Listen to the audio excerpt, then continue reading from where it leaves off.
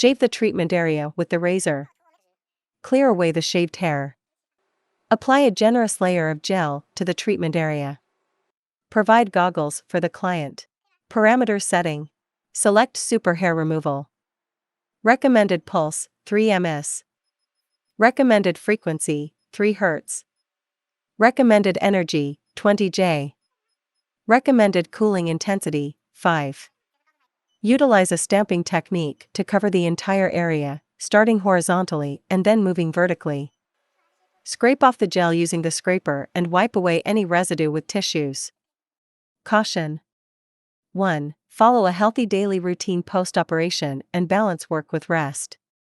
2. Avoid steam sauna, hot springs, swimming, and sun exposure for the next 7 days. Take one session every 22 to 32 days, complete 6 to 12 sessions in total, and customize the treatment schedule based on the individual's condition. Contraindications.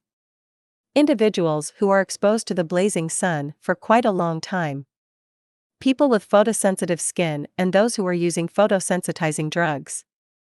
Oral isotretinoin users. Pregnant women. Diabetic. People with keloid scars. Potential skin cancer patients.